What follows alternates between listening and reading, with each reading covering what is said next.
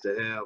I'm Dr. Boyce Watkins from the Black Business School in Your Black World. You know who I am, but who I am does not matter right now because it's the person that I'm bringing to you that matters the most in this discussion. His name is Marcus Kline. Marcus is a person who has solutions. You got a lot of black folks out here complaining. You see a lot of people that can tell you what the problem is. They can tell you about the school to prison pipeline. They can recite a long list of Negro tragedies that are occurring on a daily basis with our children. They can complain about the school teachers. They can do a whole lot of that. But when you say, okay, so what's the solution? What's the solution? They don't have an answer. Well, this brother right here has an answer. He has a solution. And he's not just got one that he's talked about or one that he has conceptualized. He's got one that he has implemented and has made successful. I want to welcome to Intellectual Chocolate today my good brother from Freedom Home Academy International, Mr. Marcus Kline. How you doing today, man? I'm good, brother, man. I really appreciate you having me on. I'm great, though. Hey, brother, I'm very happy to have you. It's a complete honor and a pleasure, man. Okay, so let's start from the beginning. You know, now I know you're down in Chicago, and I'm about an hour away. I'm a little more suburban now, but I still got my place down on the south side too. You know, where I stay at as well. And I have seen a lot of the problems up close that you've seen. You've seen them more than I have because you write.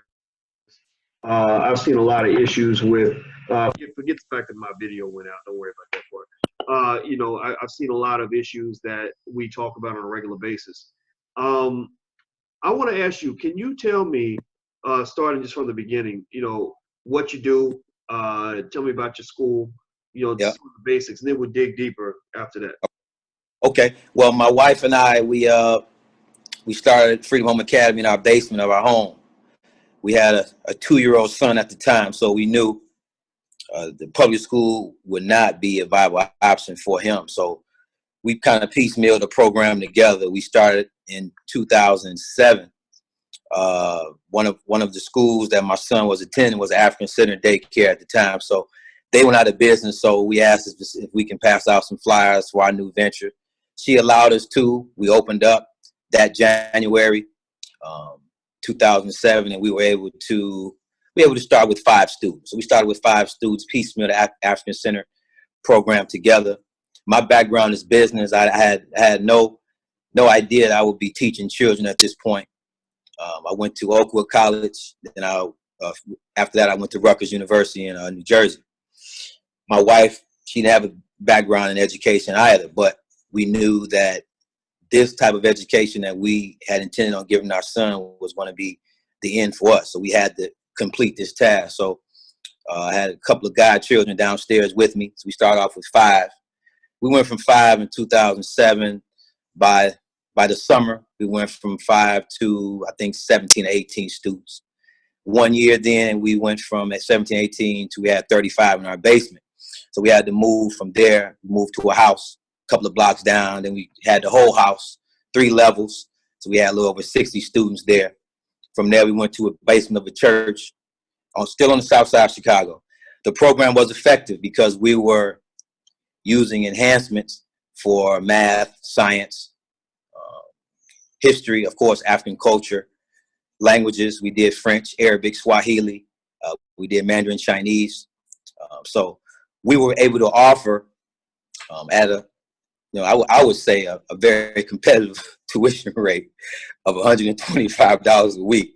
We were able to offer some parents a little more that the daycare centers in the area were offering, with the languages, the math, and so on. We had extended day. So the hallmark of the program was repetition, duration, and frequency. Of course, culture too, but we implemented all the core subjects we did 3 times a day. So that gave us a need for an extended day from 7 a.m. to 6 p.m. Of course, we offered vegetarian, vegan. At that time, it was vegetarian. Now we offer vegan diet, but it was vegetarian meals. By 2010, we had a larger building. We were in Roseland at the time. So we went from South Side. We stayed on the South Side. We were in Roseland at this point, 2010. We were a little between 80 and 90 students. We were able to start a smaller school of literacy. We started that school in 2008. because we saw that by the time they got to first grade, they were unable to read. They were unable to be heavy in phonics. They couldn't sound out words and sounds. So we had to take a step back and open up a preschool. That was the school of literacy. We opened that up in 2008. Then we went to still on the south side of Chicago. We still being faced with the same struggles, which is the tuition. So we were having some issues, but the what made us able to sustain was the program. The program was very effective. We had children reading at a 2s and 3s. They were doing high on the test scores. I'm really not a proponent of test scores, but we still take the national tests, just sometimes to placate and appease the parents. But I'm not a proponent of test scores at all. But we do take them nevertheless. So those scores were high, and parents were pretty much satisfied. But the tuition, was an issue. It became an issue when we had a lot of students. So right now we're at a little over 100 students. Four schools at this point. Yep. So you and your wife started the school in your basement. You and your wife. I want to make sure I repeat this. And everybody, I'm talking to Marcus Kline. He's the co-founder of Freedom Home Academy International in Chicago, which is an outstanding school. They were actually the first school that we selected for the Felicia T. Couch Academic Excellence Award, named after my grandmother Felicia, who planted the seeds in my life. And we made a tiny donation to the school, which really was a seed to hopefully inspire other people to give. And let me tell you guys why we picked this. Why we reached out to this brother. I did not know Marcus Kline. Marcus, please vouch for me, brother. I did. Did we know each other personally? No. We did not know each other. Well, I knew the work. I knew the work that you did from watching you, but no, we had no personal relationship at all. Right. We knew of each other, and we were just two black men that had mutual respect. And I remember we were sitting there. We were trying to decide what schools, which school we wanted to honor first with the award, and because I've always just believed deeply that we have the ability to educate our own kids. I become offended when people act like we can't do it. And we allow other people to do it badly. We will pay other people to poorly educate our children because we don't believe we have the ability to do right by them. But so what I want to say to everybody here listening is I want to repeat this to you quickly and slowly, and then I want to ask my brother more questions. Listen to me right now when I tell you this. Marcus and his wife started this school in their basement in 2007. 5 kids. Neither one of them, neither Marcus nor his wife had a background in education. Neither one of them did. They weren't trained specifically to do this, but they knew that duty called. They knew that there was something that they had to do to improve their community. So starting in his basement, his brother started with this school with 5 children in 2007. Now he's got over 100 kids, and now he's got one of the best schools on the planet. So I want everybody to hear that so they can, number one, show respect to this man, show respect to his family, show respect to all the people that have helped him build and run this institution, but also show respect to yourself and your community to believe that you can do this. So let me ask you this, brother. I want to ask a question about, you mentioned the tuition challenge. Folks, being able to pay the costs and stuff like that. What is the tuition of Freedom Home Academy International, and what challenges have you kind of run into in terms of costs? Well, our tuition, since we have 4 schools now, we have a high school here in Chicago as well. So the high school is $100 more, but $500 a month for Freedom Home Academy and School of Literacy. The high school is $600 a month, and that includes books, materials, includes everything except lunch. We have lunch catered in every day, so the parents pay additional costs for the lunch though. But tuition is a flat fee of $600 a month, $7,200 a year. Yeah. So some of the challenges are, I'm not going to say all, of course, but there's a small percentage of single parent families who are struggling. They're having the problem paying tuition. So your donation, of course, well, actually, to be truthful, your donation went toward the opening of the Atlanta school, which is opening this summer, as well as Fort Lauderdale, Florida, actually Miami Gardens to be more precise. So, but we are establishing a scholarship that's going to allow some students to come in from the area where the school is, because, you know, we're on the South Side, and as you know, a lot of our brothers and sisters on the South Side cannot afford the $600 a month. So we have a little scholarship program that we started off. I named it in my late wife's name, the Kline scholarship. So people can donate to that, and the goal is to get $36,000 a year. That will enable us to, you know, bring in 6 students full time every year. So that's what we're doing now.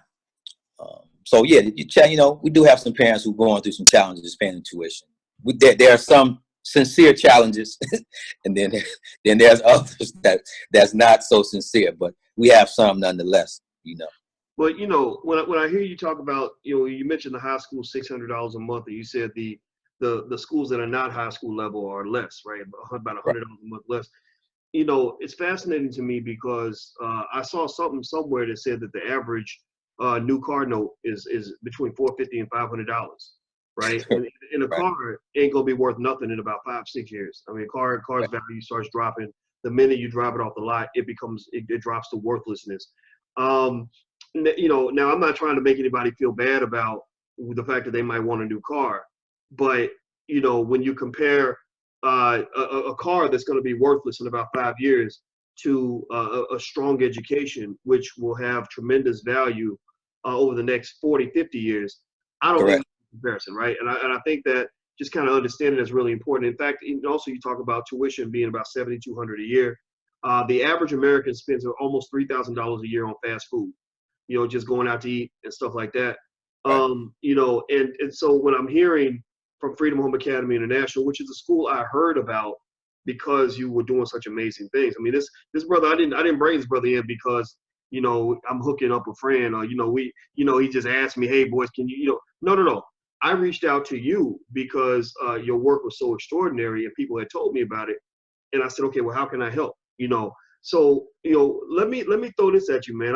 You know, I'm thinking about, you mentioned, you know, raising $36,000 a year.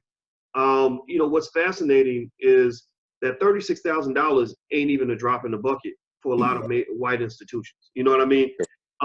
You know, it's not a drop in the bucket. And in fact, I'd be willing to bet you that people that just watch this video, if everybody from this video just goes and makes some kind of contribution right now, that money will be covered for the whole year. And I personally know that I know what I'm going to do. I'm definitely going to step out and make another contribution, because there's nothing more important than educating Black children. So let me before I move on and ask you another question, what is the website that people can go to actually if they're seeing this and they're already interested in contributing? Sure. That's FHAI NTL. So like Freedom Home Academy International, FHAINTL.org. Okay. And they'll be able to look at the site. They'll be able to get information of our curriculum, all our instructors, what we do, our goals and aspirations, our mission, the schools that we have established so far, as well as the schools that we have planned to site. Like I said before, Fort Lauderdale, Florida, actually Miami Gardens, definitely Atlanta, Detroit, where I'm from, born and raised in Detroit. So, and I want to stress that, because I know when people, let me just back up. right now, you know, they're asking for money. I'm not asking for money. I'm not copping pleas, because right now, you know, African-centered schools, you know, it's given sort of a bad name, you know, but I want to emphasize a couple of things. We are on the ground working every day. So this is our 12th year running and operating an African-centered school, independent African-centered school. It's not a charter. We're not getting any funds from any outside state agencies. This is tuition-based, 100% tuition-based school. We have our first eight students, including my son. You know, they've skipped over 8th grade. We had some that didn't go to high school with me. They went on to some of the best public high schools in the state, the Whitney Youngs and the Walter Payton. So they were able to do that by skipping over 8th grade, and they took their selective enrollment for people that's from Chicago. They took their selective enrollment a year early and was able to, you know, do these things. One of my students has a scholarship to MIT, who's going in the fall, actually going early in the summer. We have a couple of students graduate from that original eight that I had in my basement, and now starting to matriculate into the college scene, and they're all doing well. Howard universities, you know, FAMU's, so they're doing well. Yeah, we're not just asking you to, you know, donate to our cause because we're trying to do something. You know, we're not in the implementation stage. You know, we're on the ground every day. You know, I want to ask you about that, actually. You know, and everybody, I'm talking to Marcus Kline from Freedom Home Academy International. You know, I'm gonna tell you what blew me away, man, was when my manager Michelle came back to me. You know, because we had reached out to, you know, make the donation, and I didn't know you, you know, but I just knew what you were doing. I just wanted to help in any way we could, so we talked about you a lot, and I said I need to meet this brother one day because I'm up here talking about him, you know. So I should probably know the guy I'm talking about, you know. I don't, you know, but I really, yeah, right. Check this out, man. So she came back, and first thing I asked was, I said, look, was he cool with us supporting him? Because, you know, not everybody, you know, black folks, we get divided very easily. We become scared of each other. You know, some black men are even scared of each other. So I was like, is he even cool with the fact that I'm supporting him? You know, because there may be some people who say, I don't want this, you know, I don't like this guy. I don't agree with what he said, you know, stuff like that. Because I don't have a ton of Chicago. I have a lot of people in Chicago, especially bougie Negroes. I don't mix well with that Michelle Barack crowd. I don't feel like they're doing anything for the city. You know, so first question I asked was, I said, well, look, was he cool with us giving the money? She said, yeah, he was cool. And then I said, what, you know, I said, so what's he gonna do with it? And I was blown away when she said, oh, he's using that money to make the down payment on another school in Atlanta. Now, here's what's fascinating. I want you to talk about this, man. Now, from what a lot of us have been told and have heard, which I don't think is accurate, you know, it takes $1 million to start a school. You know, you need 1.5 million. You know, and I'm not making fun of nobody's plan. I mean, there are schools out there that do get that kind of weight, but I don't think black folks have the ability, you know, the time to, in this critical juncture of where we are with our kids. I don't think we have the time to say, or the ability to say, oh, I need $1 million before I can open a school. You know, I'm of the mindset of the former slaves that started Simmons College in Kentucky, where they just said, all we need is a building and some books. And we don't even halfway need the building. We just need the people that will teach the kids. So I love what you were doing, man. That's right. I want to get more. So tell me about that, man. This mindset where you said, I need $5 and get started. Please speak to that, if you don't mind. Well, just so the listeners and the viewers will understand something, I'm 49 in July. July 29th, I turned 49. So I came up, graduated high school, 87. Left New Jersey in 93, came to Chicago in 93. But just so you know, I published a magazine called Frontline for 15 years out of Chicago. You know, Frontline magazine was a political magazine done grassroots style. I did it on copy machines. We were able to do 5,000 every month. We did final issues. We did in 2 different languages, French and Spanish. So they were all over the planet, right? So the good thing with that is I was able to fortify some very strong relationships in the African Center community. The bad thing is, you know, I made some enemies for obvious reasons. But when I did the school, I was able to start a school because the people had an understanding of what I was about. I wasn't new on the scene, so it wasn't like they were giving their children to me and they had no knowledge of my pedigree or my track record. So it wasn't as difficult, but it wasn't as easy as some may feel. Now, going to the financial part of it, it doesn't take a lot of money to do it. We talked about over the phone in our last meeting too, how we break down the model. And we've been able, over the years, we've been able to shine up the model because it was rough. The model was very rough when we first started. But the second thing is, I'm gonna backtrack just a little bit. We weren't, since we had no background in education, my wife and I, it wasn't easy for us to think and talk our way out of doing it. right? Sometimes we get bombarded with the things that can go wrong. So we, not having a background, like, as I'm instructing and starting the school now, I have a lot of teachers, public school teachers who bring their children to me, and they talk to me about, Marcus, do you do this and this and those type of terms I know nothing about, because that's not what I do. So I say, no, this is what I do. She's like, wow. They always say, wow, I never thought that would work. Because, when you go to school to learn things, you learn from a European perspective, unless you go to African school, of course. But most of those older heads or my elders that taught for 25 years, they see what I do and on paper and say, no, this can't be done, because it goes against everything that we've been taught, with my PhDs and things of that nature. So, but anyway, financially, it works because a lot of things that we believe we need, we really don't. And once we get into the classroom and once we figure out the reasons why we need to teach in the first place, a lot of those financial aspirations, they get put to the side, and we go right and surgically start removing what needs to be removed from the child, and then injecting in first culture and the academic rigor, because the academic rigor coupled with culture is most important. Now, a lot of schools, and I know not just from hearing it, being in the classroom, a lot of our African Center schools are culture, but they don't apply the academic rigor that's going to take a child, say for instance, goes to Skinner. Why would a child going to Skinner, supposedly one of the better schools in the city of Chicago, elementary, why would he want to go to a Freedom Home Academy now? What are you offering Freedom Home Academy that Skinner is outside of culture? Drumming, circles in the morning. What kind of academic rigor would take him from that school? That's what we had to concentrate on. So we did a pre-med program from first graders to 12th grade. We did a pre-law, first grade to 12th grade, and an engineering program, right?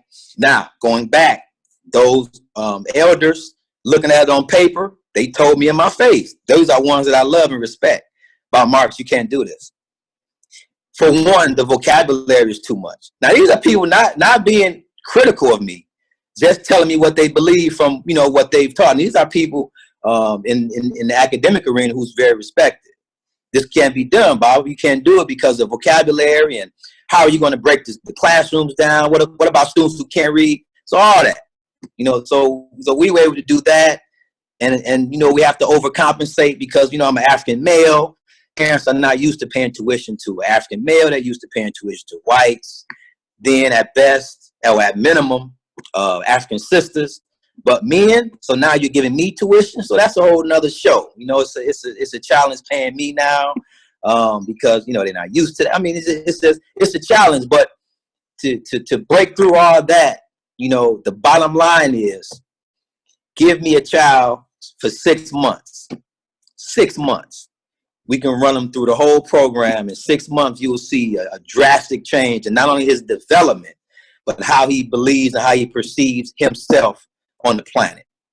And once you lay that groundwork, you can cultivate that, forever. And the converse is true too.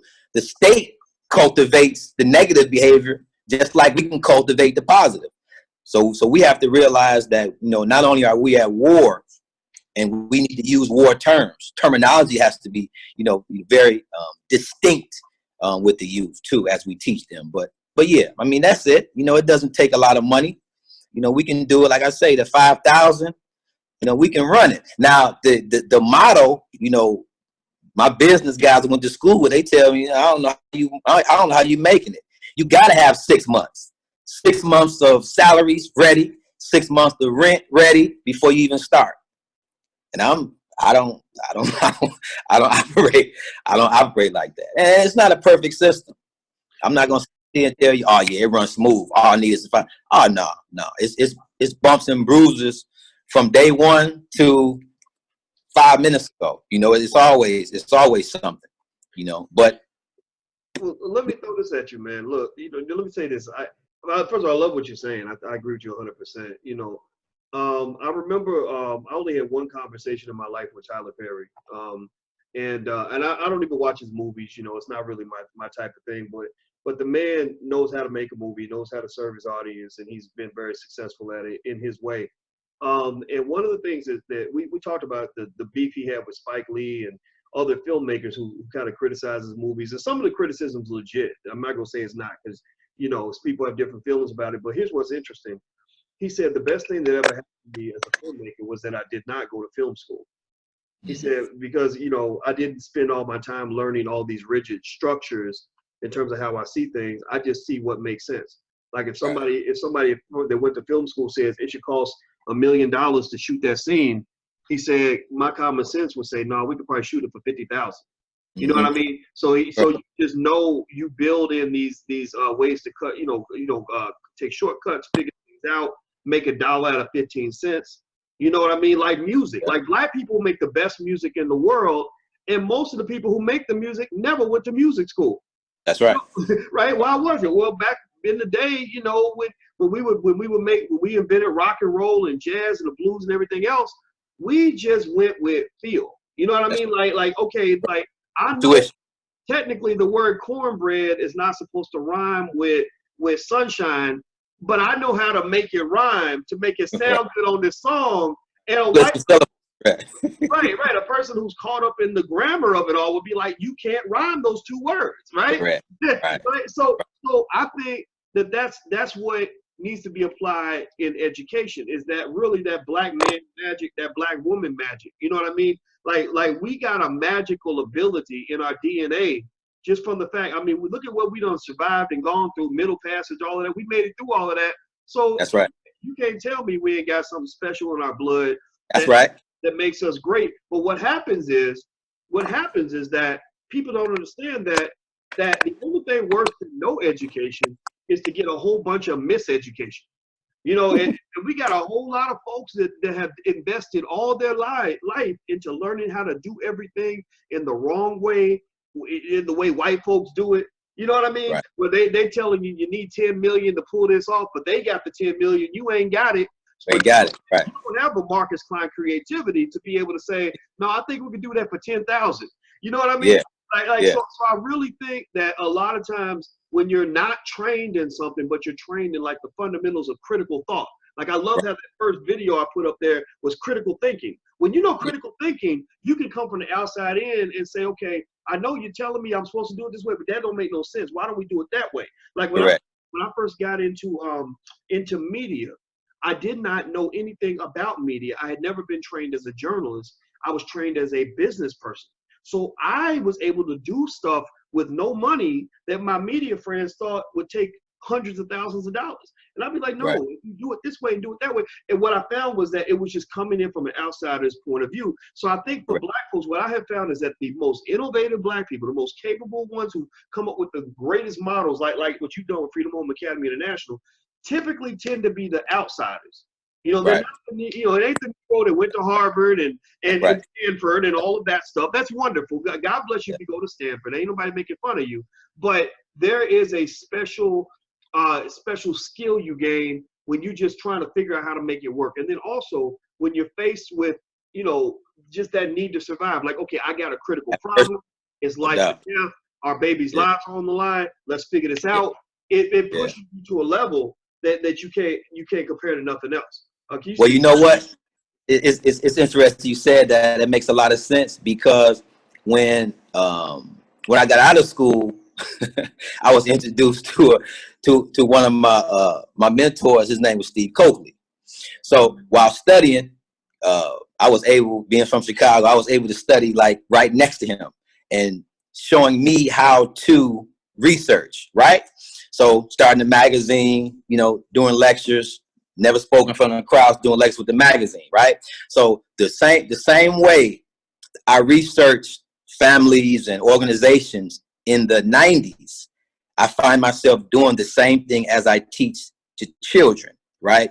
It's just a matter of finding out the who, the why, and as they say, you know, who benefits. So those same strategies, as you talk about, you know, learning structures. My learning structure wasn't taught at Rutgers or at Oakwood College. It was taught here in living rooms in the city of Chicago on the South Side, you know, based on, like you said, a need. The need for us is, the needs are, of course, vast. And my school isn't going to touch and complete and fulfill all the needs of African people. But what we try to do is give the children and plan for them 15, 20 years down the road, understanding that if they can't critically analyze structures being organizations, platforms, or whatever, they won't be able to survive here, especially the next 15, 20 years. So critical analysis is one of the, if not the most important imperative, I should say, facets of education at this point. And implementing critical analysis into all subjects: chemistry, biology, history, U.S. history, African history, everything. So they should always be confronted with issues, but as it relates to us. So when you're teaching a program, even with business, you have to teach gentrification. It has to be pragmatic. Okay, so you want to be a millionaire? Oh yeah, Bob Marks, I want to make $1 million. Okay, cool. So how do businesses that you just walk past getting the bus to school, that air on the corner, how does his business affect 25, 30 houses in the community? How does gentrification affect 20, 30 houses in the community and your mother? How does gentrification affect your mom and your aunt?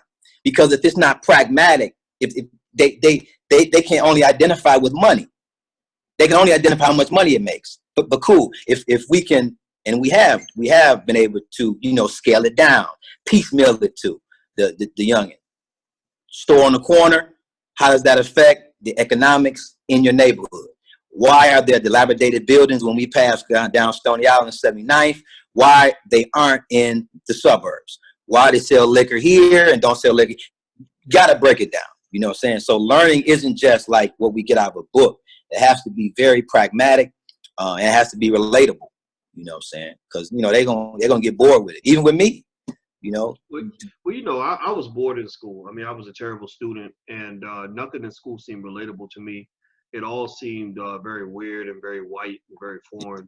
And and I almost lost all of my potential because the thing about it is that in order for somebody to be good at something, like you could be introducing LeBron James, a baby LeBron James, to the game of basketball, but if you introduce it in the wrong context, like if you make it a painful experience, something that is awkward for him, something where he does not feel the basics of just love and acceptance or whatever it is, and instead has a lot of negative emotions, he will walk away from basketball and never spend any time becoming a good basketball player, right? That's and right. so, that's what it was for me. School was introduced to me in a way that was so terrible that, I would come home. I mean, I'd have D's and F's all over my report card. I never made an A in anything until I got out of high school, until I got to college, and so, What made you flip the switch? when I was 18, and I had a baby, and I realized that I had no choices. I had no options. I had to move. My father put me out of the house. He was determined. He's like, "You're gonna be a man. A man does not live under his mama's roof till he's old and gray. Get Right. out, go do whatever you got to do." And so I was on this campus. I had this baby coming, and I knew that I wanted to do something with my life. I knew I didn't know exactly what I wanted to do, but I knew I didn't want to get pimped. I knew I didn't want to be broke. And so Right. basically, I had just heard that education was a way to get away from that. And so I just decided that I would take all the energy I put into sports. See, sports taught me the fundamentals of success. Sports taught me that, if you wanna set a goal, it is to win a championship. You work on your goal consistently. You know what I mean? You practice harder than the next man. Basic things that apply in everything you do in life. So I just applied what I learned in sports to what we was trying to do academically. And then also I had work before. I had, fast food restaurant jobs and all that, where I was working 8, 9, 10 hours a day. And I said, okay, if I can go slave for this white guy 8 hours a day flipping burgers, I can study for 4 hours a day, 5 hours a day. That's easy. That was my mindset. And I did not realize, again, like you were talking about, sometimes when you're not trained in advance, you don't know what's possible and what's not. So you do the impossible, not even knowing you ain't supposed to be able to do it. Well, Yeah. I didn't know. Most of my friends did not study 5 hours a day That's considered extreme, right? But to me, Yeah. I was like, but if I'm gonna go and I'm gonna work a job, you know, in some company, and they're gonna have me working 8 or 9 or 10 hours a day, why wouldn't I put the same amount of time into my own future? For That was yourself. how basic my logic was. So I did that. I mean, you go to college, you study 5, 6, 7 hours a day, you're gonna make straight A's with flying colors. You're gonna blow That's every right. class That's out right. the water, and that's what happened. And it really stunned me because I was like, wait a minute, I'm a fraud right now. I felt like a fraud for 3 years because I was like, man, like I'm not really a smart guy. I'm not a straight A student.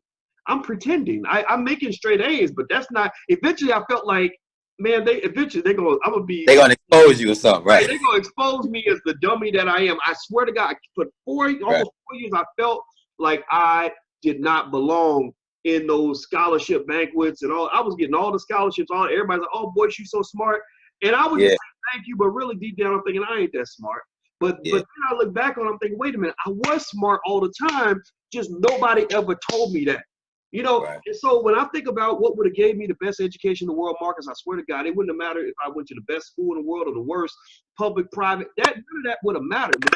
What I needed when I was a kid is if you would give me these basic things at a high level when I was a kid, I would have been able to do anything. I would have been going to Harvard by the age of 13. And those 3 things were this: reading. My grandmother called them the 3 R's: reading, writing, and arithmetic. So if you had me reading on a regular basis, had me writing a lot so I could express what I was thinking in writing, and then doing lots and lots of math so I can learn just strategic thinking, calculation, logic, all of that.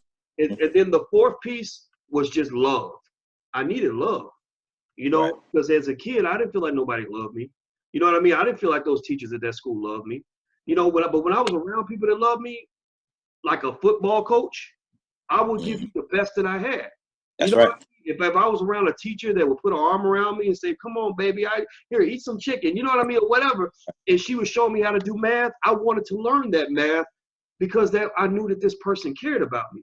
You know what I Right. mean? That's right. And that's what a lot of our kids don't get. They ain't getting love in these school systems. And that's why they are rejecting everything. Now, I'm not saying the other stuff doesn't matter. The other training doesn't matter. But if you take a kid who is in a space where they're reading constantly, reading everything they get their hands on, constantly writing, expressing themselves, constantly doing math, and they're receiving lots of love and support, that kid can go learn anything that he wants to That's learn. right.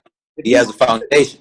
Right, a foundation. If he wants to be a doctor, he can go learn biology because he can read all the books. If he That's right. wants to become an engineer, he learns all the mathematics because he's been doing all the math. You know what I mean? If he wants to learn history, whatever it is. So I think at the end of the day, man, I think that what happens with education, and I'm gonna be quiet because I want you to do the talking, man, but we have taken a simple problem and we've made it complex.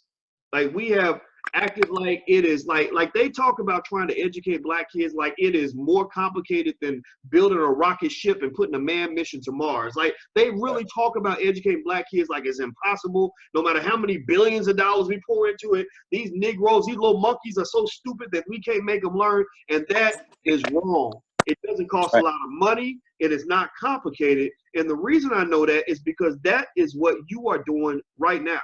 And so Well, please share with people, man. Tell me about well, some of the great things you're doing with your kids. I'd like to hear that. But go ahead, please.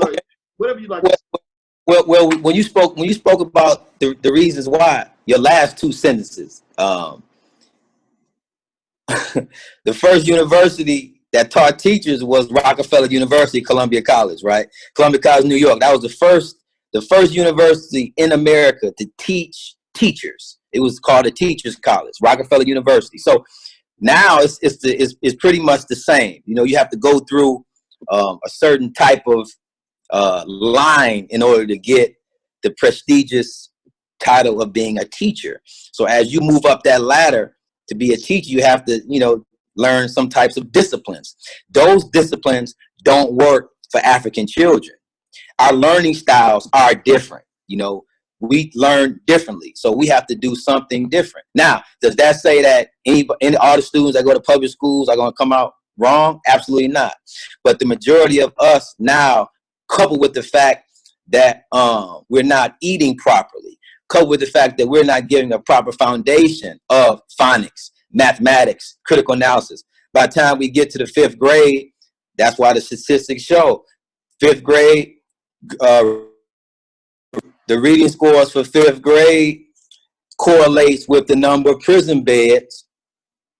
And if they can't read by 5th grade, the prison beds, the state knows those students more likely are going to prison. Why? Because they can't read by 5th grade. The only thing they can do is hop on the block and sell crack or whatever. So they understand that. So everything that we do is systematic. So in turn, the state does systematic things as well, and that being one of them.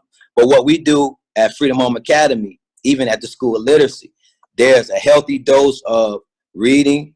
We start our 2 and 3 year olds out with the first 500 sight words, right? So instead of basic sight words, we use the SAT. We use SAT words. And the reason why is I can teach 5 different phonetic rules in one word, as opposed to teaching, the traditional cat, sat, rat, and dog. So if we look at the word pneumonia, right?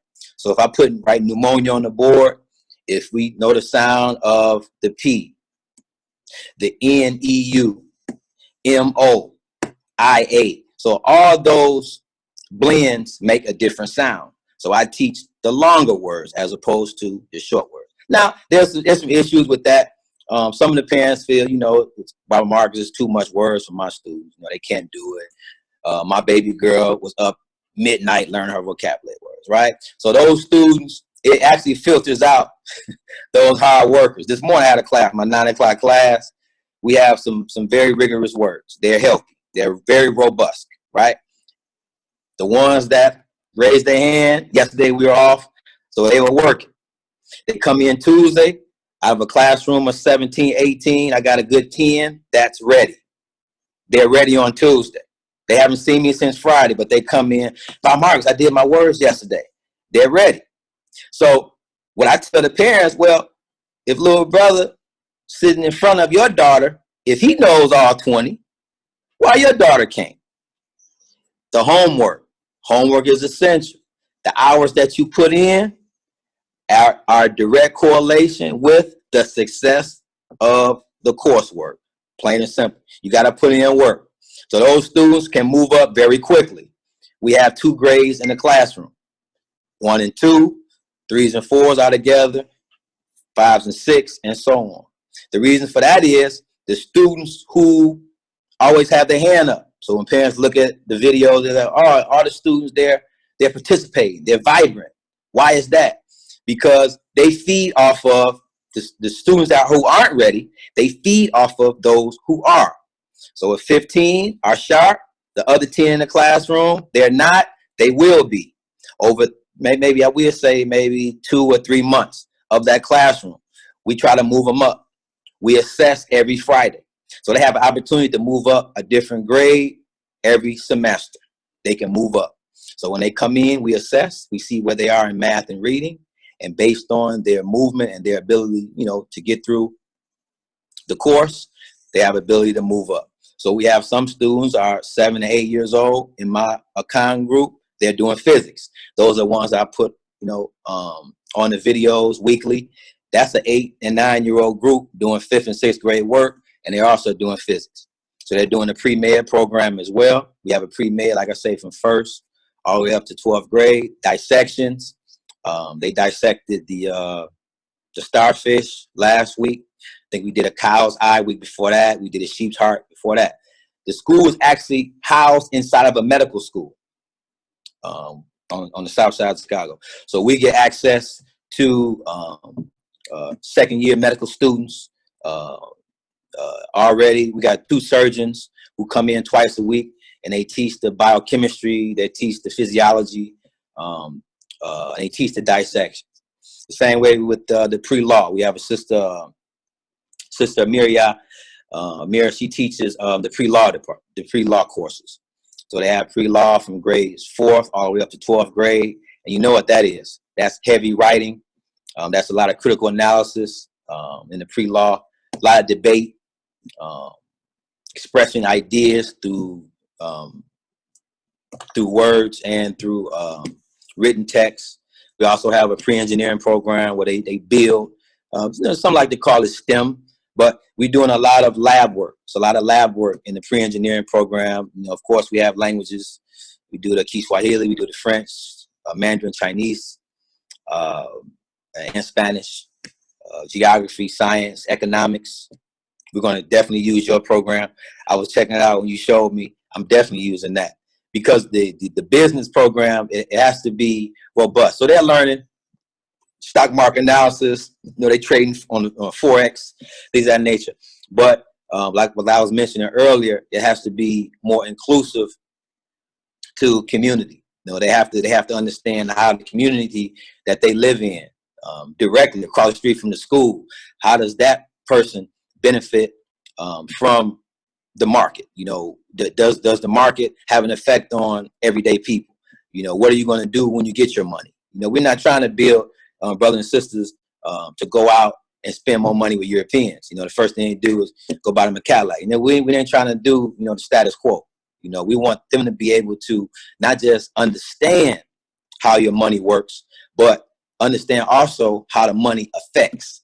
So, you know, there's, you know, also, you know, a three-prong method that we use. If they're not ready for college, we want to send them to the down the entrepreneurial path. My son included, you know, he wants to start his own business. He want to go to medical school, but he want to open up a hospital. So, you know, we have to cater to that piece and also a trade. So vocation would be the third prong of it. You know, college, university, a trade, entrepreneurship. We try to meet, you know, all three facets effectively. But, you know, we need space. So that's why we're looking for a new school now, because where we are, we kind of outgrowing it. So, you know, of course, the maths and the chemistry and all that, but for the most part, we want to put our focuses on, of course, the pre-med, the pre-law, and of course the business. So that's what we kind of focused on now. Well, I love it, man. I love it. And I want everybody to know, if you like what you're hearing and you like the way this brother's running this school, you should consider, I hope you will consider making a donation to the school. It's FHAINTL.org. That stands for Freedom Home Academy International. That's FHAINTL.org. Somebody please type that in so you can see it. FHAINTL.org.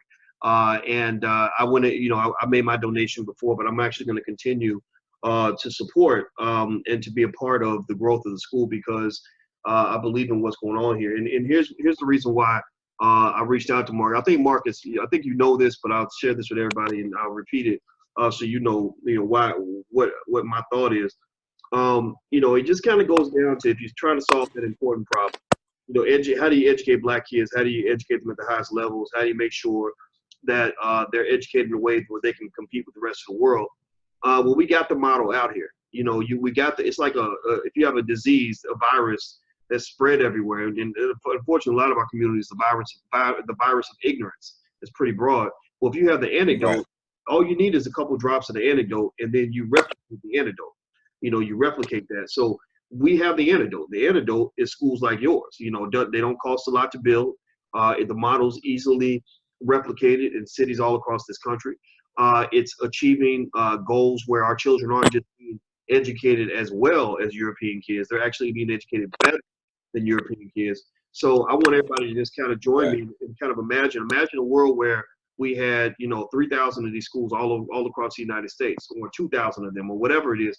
I don't even know what the annual operating. Let me ask you this, Marcus. Can you give me a ballpark of what, like, maybe the annual operating budget would be for an FHA school with, say, 100 students or whatever the case may be? What would be a ballpark number? 30 annual.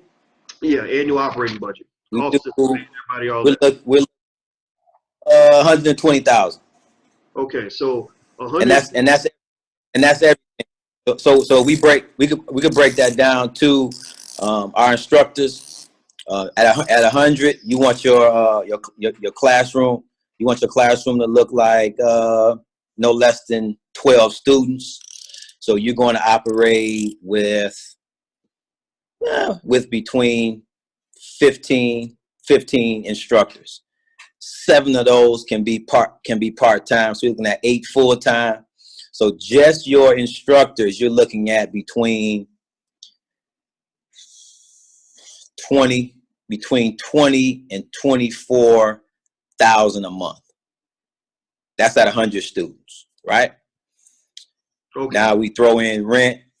My rent is steep, so I'm not even going to mention how much my rent. But the people can kind of do some simple deductions. They can do some simple deductions and figure out what that is. But yeah, we can do between 20 and $24,000 a month just for a teacher's salaries, and that's pretty comparable. $35,000 an hour, $40 an hour for instructors. Some of those instructors have to do 2 or more courses. So we're looking at, they have a bachelor's degree. Bachelor's degree is our minimum. So you do a bachelor's degree, you can teach elementary everything. You can teach elementary science, English, and mathematics. So they can do they can teach 3 courses, 1 of each. So now you got your math wiped out. You got a science instructor, a business degree, and a bachelor's degree in sciences. You can do science up to chemistry. You can do science or you can do math up into algebra. So you have another science teacher that can wipe out, 2 different classes. But that 22,000, you can do that with 100 students a month. Okay. So you multiply that times 12.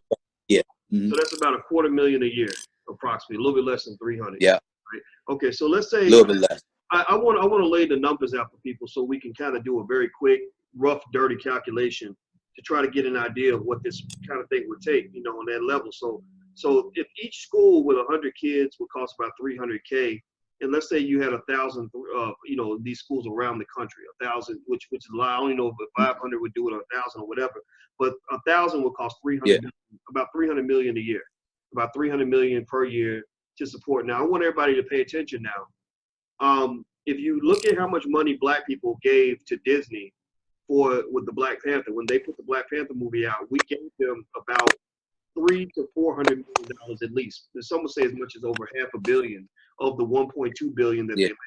So, if we supported African-centered schools as much as we support Disney and these white folks who don't even like you, in fact, ABC is owned by Disney. ABC had Roseanne on the air. Roseanne just got took off the air because this lady just today, she got took off the air because she said something about Valerie Jarrett being a monkey, or something like that. Like she said something that was really racist. She made a racist statement. I didn't hear. Yeah, it just happened, man. It just had somebody just sent me the message, bro. So you'll give $300 million to a bunch of racists, but will you give $300 million to yourselves? And here's the thing. Look, if you had if you had just say 100,000, or let's say 10,000 Black folks just committing $100 a month to supporting the schools, then you're talking about a lot of money. You're talking about what was it, 10,000, 100? Let's see, what does that be, 100,000? So that's $1 million a month toward the operating budget, right there. So that's huge. That's $12 million a year. That may not fund the whole 1,000 schools, but it would fund at least a couple hundred of them, 500 of them. But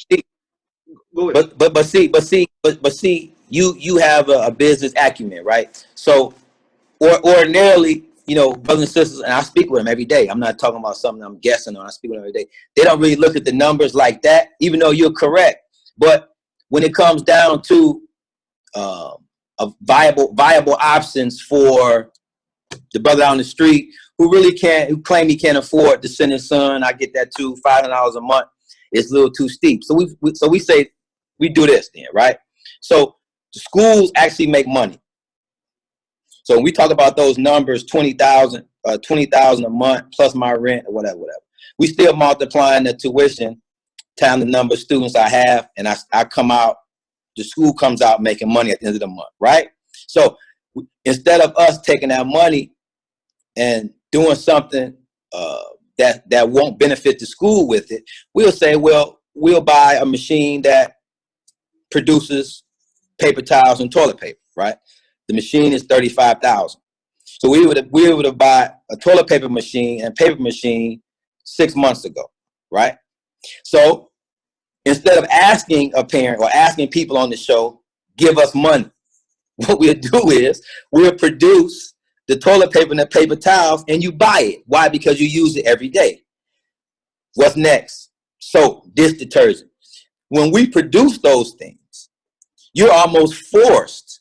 And if we give it to you cheap, quality is good. We're giving a product with good quality, cheaper price, and you're supporting the school that your sons and daughters go to. So we have 100 customers, 100 parents, 100 students. That's time two. Mostly we're looking at maybe like 250 people that's going to support the product. So we ain't copping please now. We're not begging for money. Come on, give me some dough. Nah, we're producing things, because some parents, they like, well, man, I'm already giving you $500 a month. Now you want some more money. So we have to find ways that's going to make the school money, and that's going to look good for the parents, because they, the parents are skeptics, man. They're very cynical. And that goes back to, being an African male. They're very cynical of me. Like, they hold me to standards. They don't hold, the European that they just sent their child to. You know what I'm saying? Different standards. But it's cool because we overcompensate. So whatever he was doing down the street, like sister told me yesterday, on Friday, where's my syllabus? I ain't get my syllabus when I started, right? So the parent next to her will say, my son never got a syllabus when he went to so-and-so. He only in the first grade. So she told the other lady, she was like, well, my Marcus promised me a syllabus, but they never got one at the other schools. Schools not giving syllabi for first graders, but they want me to give one, right? So that's just an example. But it's cool because sometimes we have to overcompensate. But just going back to, what I was saying as far as, the school being a hub and looking at the parents as customers for different products that we want to produce. The toilet paper was just one of them. The students are going to be working that. The high school student will be working with the toilet paper, the wet wipes, the diapers. The machines can do that. So we have to start being more creative in the way. I'm not talking about you. I'm talking about me. We have to start being more creative in the ways that we invest. As opposed to we're able to buy some buildings, whatever, real estate, and that's cool too. But products, we said 2018, we had to create something. Like, what are we going to produce that's going to allow us to generate more revenue so we can open up more schools? Because open up the schools, that's the objective. How are we going to do it? That 5,000 came right on time in order for us to to do the next school. It's the next school is always the objective. What city? Mm-hmm. Omaha, Nebraska. Omaha, Nebraska. The sister wants to do one in Omaha. She owns the Malcolm X Center. Malcolm was born in Omaha, so she has a center there. Wants to come in. Got a sister in Memphis. Her family owns like 5 daycares. They're not doing well with teaching children. I went to school with her. She wants to bring us to Memphis. So there's always a new city that wants a new school, but we need the revenue. We need the resources to go down there, set up shop, do the numbers, the marketing, and all that in order to do the school. But again, it doesn't take a lot. So let me jump in and ask you this. So how can people, if they want to open, I know you mentioned that you help people open freedom homes in their own city. If somebody's watching and they're educated and they want to be a part of this, and the reason I mentioned the donation thing was because I do agree with you. I think making the money by selling a product is easier than making the money through donations. I only mention it because there's people out here, believe me, I see them, who have extra money. And if I can go buy a movie ticket to Disney, I can give some money. I can sponsor a child or something like that. You know what I mean? But you're right, though. I do think that selling a product is easier because then it's not charity anymore, and it makes it for an easier transaction. But let me ask you this. So if people want to open one of your schools in their city, who do they contact? How would they begin the process? Well, we have a survey online. So when they go to freedomhomeacademyinternational.org, there's a button at the bottom. You'll make an appointment, and then we'll send you out a survey. Because, like, literally, Doc, we get like maybe 15 to 20 a month, and a lot of those aren't as serious as others. The most time that we spend is actually finding a facility. We spend more time doing that. But once we find the facility, it becomes, a build out, engineer, set it up, license with the city, and we moving like 60 days. 60 days is, and that's That's on the far end. That's the conservative number. 60. We can go up to like 90 days and we open. Like right now, literally, if somebody called me tomorrow and they had a place, of course we have to do a little research on that particular individual though. But if they have a place already, a build out, maybe 60 days or maybe a 90-day build out, we go on the ground. We see what the cost is for average daycares in that area. We set tuition based on the space. We'll find out exactly what grades to start with, based on the space, 3,000 or 4,000 square feet. We'll do maybe a pre-K to 4th grade. Up to 10,000 square feet, we can do a K through 12, based on the space. If it's a gym, so all those things, all those variables, of course, are important. But a person with space, we can go, no problem. 5,000 or 6,000, we want to pay our rent, first month, last month rent. We want to pay a month worth of instructors, chairs, tables. We have those here. We get them down and ship anywhere. So it doesn't take a lot of money, Doc. It's just a matter of finding brothers and sisters on the ground who are dedicated, and they want to see schools being built, African Center schools being built. Okay. Well, I want everybody. Did you mention how people could contact you? Like what email address they could use? Phone Yeah. Yeah. They can go to Freedom Home Academy. This is the website. Freedom Home Academy, the number 2 at gmail.com. Okay. Freedom Home Academy, number 2. Got it. Yeah. And then, of course, going to the website, hitting that button for appointments. I set up appointments all the time for people that's very interested in opening up schools. We aren't, like I mentioned before, we aren't doing franchises. So if you want to open a school up, we have to, of course, we'll be paying the director. We'll be paying the instructors. It'll be a Freedom Home Academy venture. We're not franchising. Yeah. All right. Well, I love it, man. I think it's great. And everybody who's watching, I want you, if you want to support all of this, what I would ask you to do as a standard is maybe pick a number that you already giving money to white folks and just give a fraction of that to something that relates to our people, at least a fraction. I would like for it to be more, but even 10, 20%. And so pick a number, look at the amount of money. The average American spends $3,000 a year on fast food. That's, I don't know how much that is per month. What is that? Is that what, $250 a month, something like that? So my thought is, why not sponsor or sponsor half of a scholarship at Freedom Home Academy International, make a consistent donation that matches the amount of money from fast food, right? Yeah. Or when the Black Panther movie came out, most of our families spent well over $100. Going to the movies, taking the kids, taking your girlfriend or your wife or your husband, buying the $5 popcorn, and then going to dinner afterward. Why not treat this what these brothers doing here the way you treat the excitement you have when the Black Panther comes out with a new movie. So just show your people that same respect. Don't discriminate against your own people. Right. Don't put white folks first. The white folks are putting white folks first. Put your own people first and consider supporting what this brother's doing. The website is FHAINTL.org, FHAINTL.org. And if you're interested in opening up a Freedom Home Academy International in your community, homeschool network, etc., you can go to Freedom Home Academy and then the number 2 at gmail.com. That's Freedom Home Academy, the number 2 at gmail.com. So I want to say thank you very much, man. It's a pleasure. Thank you, Bob. Yeah, to get a chance to meet you, man. I look forward to your showcase on the 9th. I'm gonna show up. Yeah. And, Make sure you tell people so the people in Chicago gonna come by. You're gonna be a keynote speaker. As a matter of fact, our first ever keynote speaker for our annual expo, 12th annual expo 2018, June 9th, from 1 o'clock to 3 p.m. Come on through. Dr. Boyce is gonna be speaking. Now, I always was a keynote speaker at the expo, but I mean, who else to hand the baton over to Dr. Boyce? So I appreciate you, Baba. I just want to be real clear, man. Brothers and sisters, they always talk.